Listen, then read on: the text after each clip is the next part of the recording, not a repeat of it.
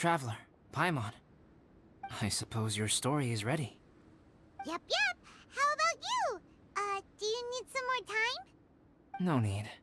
I am also ready to tell my story. Paimon calls dibs. Paimon first!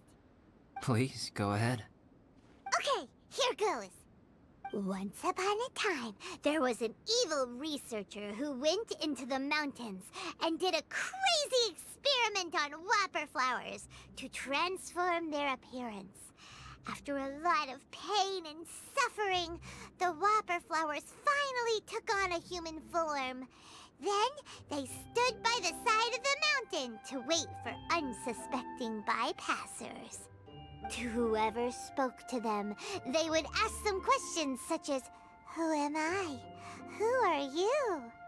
If the bypasser got the wrong answer, the last sound they'd make would be a yelp before the whopper flower ate them alive in one bite.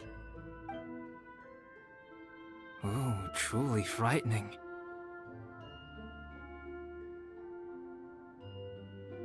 What the? You two aren't scared at all! Don't go nitpicking, okay? If you didn't like the story, go write your own! In other words, the whopper flowers would ambush and then completely replace their victims. And then what? Go back to where the person lives? Enter their home? Eat their whole family? Paimon made up this story, but now Paimon's the one who's scared by it. It's a good story. Oh, may I write it down? I may bring it up in future conversations. What for? Just to scare people with? Yes. You've got a real mean streak, Albedo. Mine is a little longer than yours. It starts with an alchemist. A great alchemist once created Subject 1. Subject 1 was her proudest achievement, and successfully blended into human society. No one ever would have thought that this friend of theirs was in fact a synthetic human.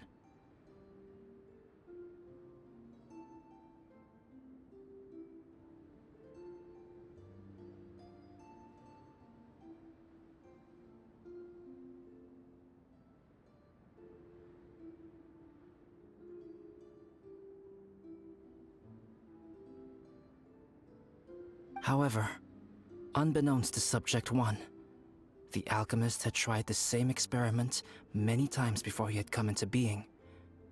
Some of the rejects from failed experiments had been discarded, but had not died.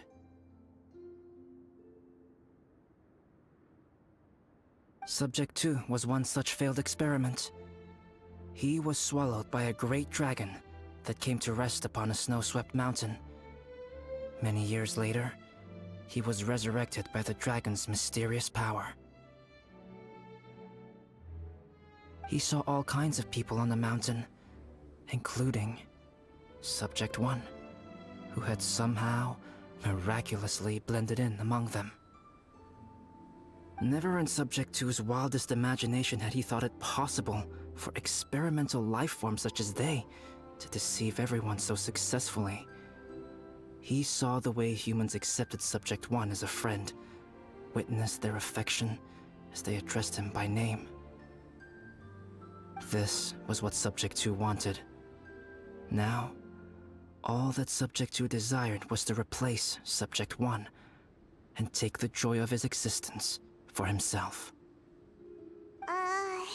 This is giving Paimon the chills. So scary. Subject 2 began to unfold his plan. He stole Subject 1's books and notes, and studied all that Subject 1 had learned from the alchemist. Subject 2 was highly intelligent, and he learned quickly. He changed his face into an exact replica of Subject 1's face. Then, he found a plant with mimicry capabilities, and transformed it using dragon blood and alchemy.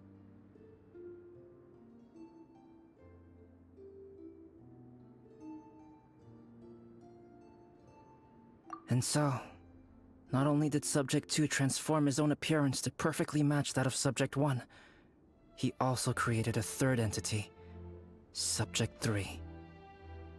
What? There's 3 of them now? But Subject 2 wanted to become a perfected human. So, he erased a mark on both his and Subject 3's necks, for these marks were symbols of imperfection. In my view, it was probably a subconscious act, an instinct. He so desperately craved to become a perfect human being that he forgot something. Human beings are defined by their flaws. Subject 2's plan was meticulously crafted. Subject 3 would draw Subject 1's attention. After Subject 1 disposed of Subject 3, he would assume the threat had now disappeared and would let his guard down. The next moment that Subject 1 was alone, Subject 2 would make his move. He would eliminate Subject 1 and become the only one remaining. He would secretly replace the Subject 1 of everyone's memories and inherit his identity, residence, clothing, sword, name, and friends. People would have no idea that the individual they knew had become somebody else from one day to the next. This is way too scary. Paimon's never gonna be able to trust anyone again. But just before Subject 2 could carry out his plan, a unique stranger entered the mix. Subject 2 tried to make contact with this person, but found that they could somehow sense he was different from Subject 1.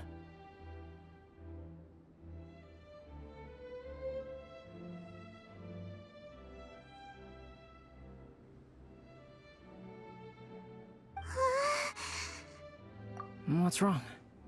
Are you scared? What happened then? What happened to the stranger? He became a new stage in Subject 2's plan. One more person that Subject 2 had to dispose of. It's as if there were 3 identical roses in a garden. Only one of the 3 was a fine specimen, while the other 2 were defective specimens that bore poisonous thorns. In all the world, only the gardener who tended to them could tell which was the good specimen. People do not like poisonous plants. Only a perfect rose can fetch a high price. If the inferior specimens wanted to conceal the fact of their worthlessness, they would have to take the gardener out of the picture, using their poisonous thorns. This is exactly what Subject 2 was thinking. So, he hid in the shadows and waited patiently. Maybe soon, he would get his chance to become truly human.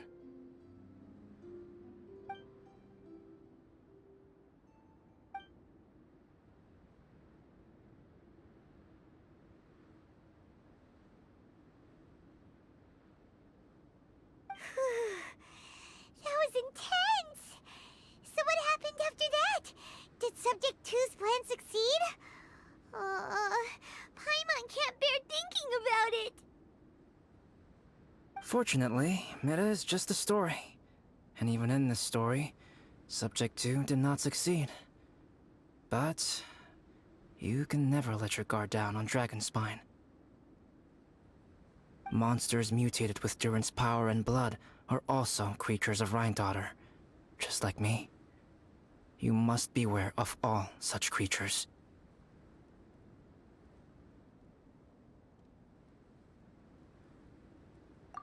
I'm glad to hear that. It's okay. I know what I am. You and I are both different, so there is no need for me to hide the truth from you.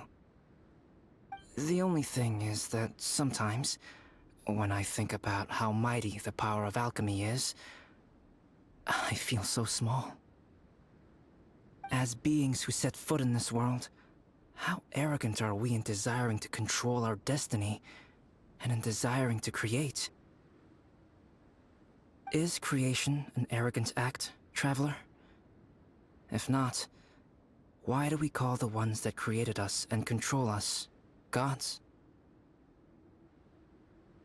If it is, then what qualifies us to call ourselves creators? How far must we take our reverence and respect, and what purpose does it serve? Nothing special, but whenever I think about it, I feel a twinge of grief. Poor Albedo. Hello? Traveler, are you here? Hey, is that Amber? Thought we might find you here. We're here to deliver a message from Cyrus. There's gonna be a big event down at the base camp, and they want you there too, Traveler. Winter camp is nearing its end. Apparently, even provisional instructors are required to attend. Looks like we need to go, Albedo. Bye for now. Then I won't keep you. I have some things to attend to here, so forgive me for not seeing you down. Don't worry about it. There have been no issues getting up and down the mountain recently. Is everyone ready? Let's not keep them waiting.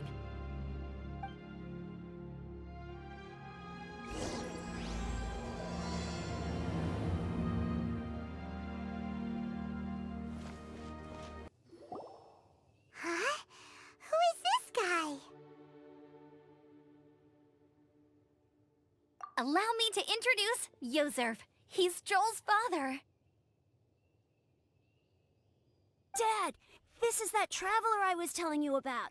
The traveler's helped me out loads in the past, and this time we even built a snowman together. Joel has told me everything about you. I can't thank you enough. Wow, this is amazing! Wait a second. Why is Cyrus discreetly wiping tears away? And what is Pallid doing here? Pallid is the hero of the hour this time. Go on, Pallid. Tell us what happened in your own words.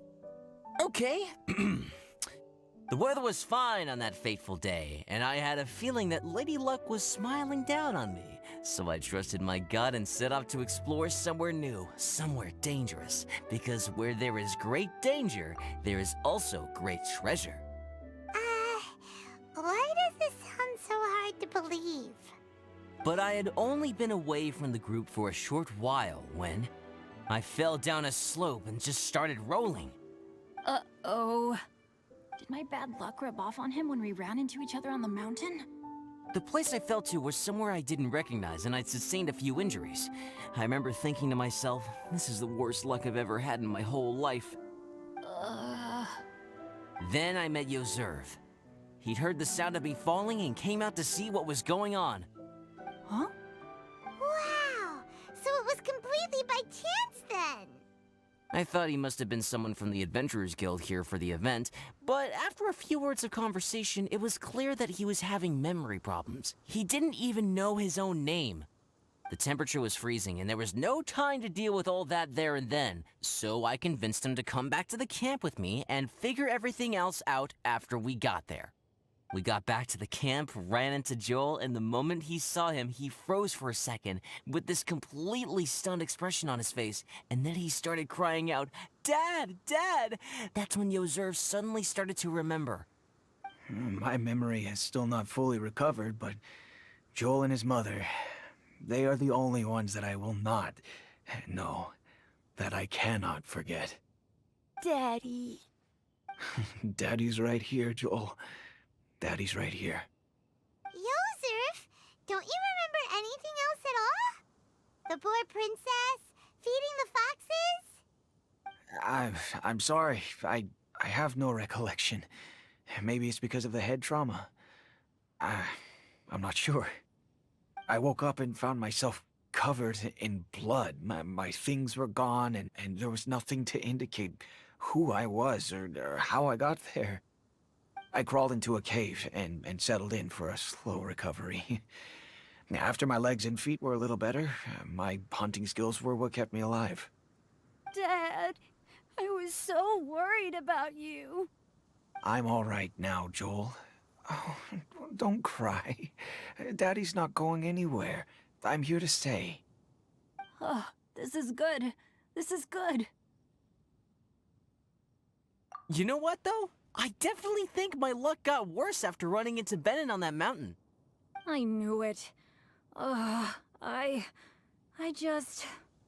No. I just meant if it weren't for you, there's no way I ever would have run into Yozerv on a mountain this huge.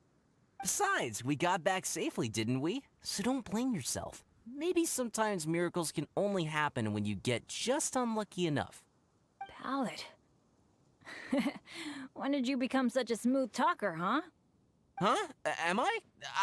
I was just telling the truth. Oh, yeah. I want to say thank you to the Traveler, Uncle Cyrus, Auntie Eula, and Auntie Amber. Thanks, everyone. You all helped look after me, and I will always remember it. But I guess I can't take the snowman with me, or it'll melt once it leaves Dragonspine. It's such a shame. Oh, I can help with that. One moment. Huh? Eula? Here, take this. It's powdered rime. Just add it to your snowman, and it will never melt. Wow! Really? Oh, this is awesome! You're the best, Auntie Eula! Dad, I have an unmeltable snowman now! How cool is that? How can I ever repay you all?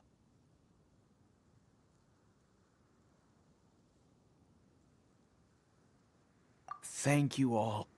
Thank you, from the bottom of my heart. Dad, I want to go move the snowman. Can we do it now, please? Okay, I'll be leaving with Joel now. I'm sure I'll see you all another day. Very well, very well. It's time for Pallet and I to have another discussion concerning his breaches of adventurer discipline. Huh?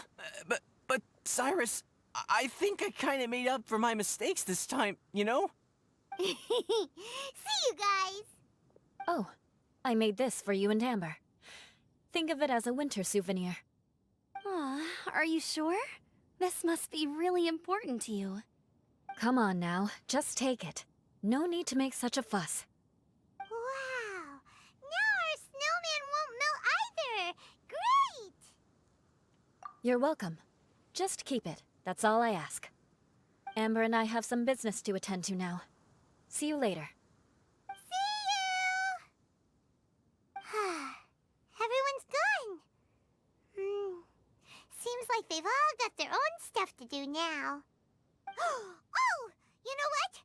We've been on Dragonspine all this time, and somehow Paimon still forgot to ask Albedo about how to make a fruit juicifier machine that could keep the juice fresh. Maybe we should try Timaeus again. He does seem pretty eager to please after all. Timaeus! Traveler and Paimon, what can I do for you? Wait a minute. You've got that mischievous look on your face. Oh, you're not still thinking about that ridiculous juicer thing, are you? Timaeus, will you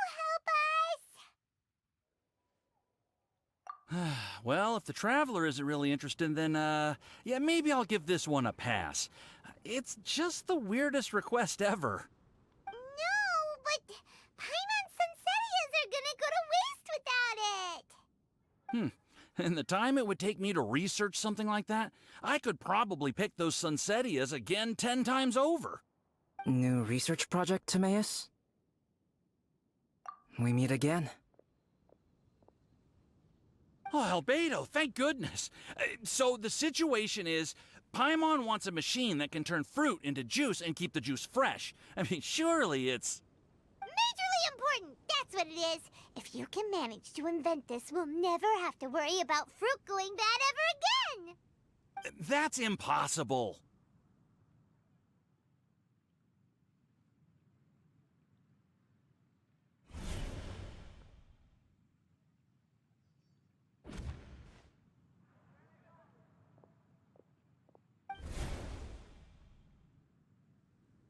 Turning fruit into juice is not hard. But keeping it fresh is more difficult. But if you simply want to keep the fruit from rotting, there are many ways to achieve this. Right, Traveler?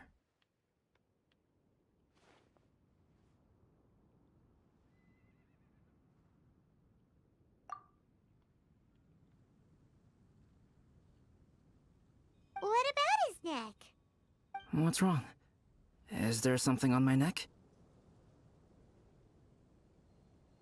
From the look on your face, it's as if you thought I just played a practical joke on you that was in exceedingly poor taste.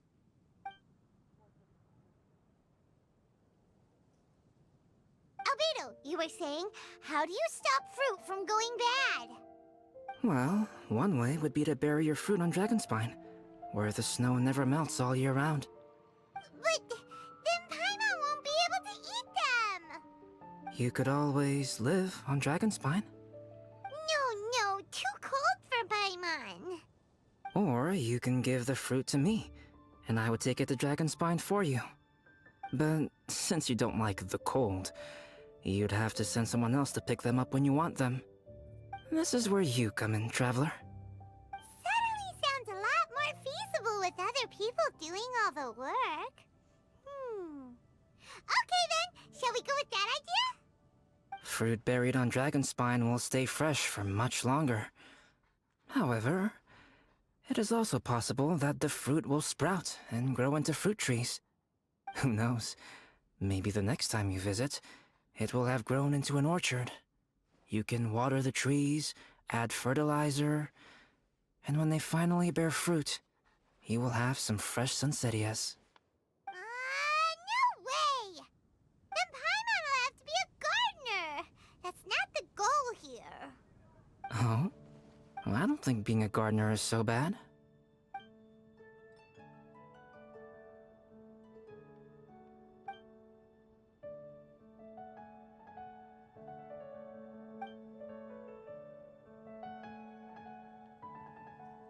Albedo! Stop trying to get your hands on Paimon's super sweet Sunsettias!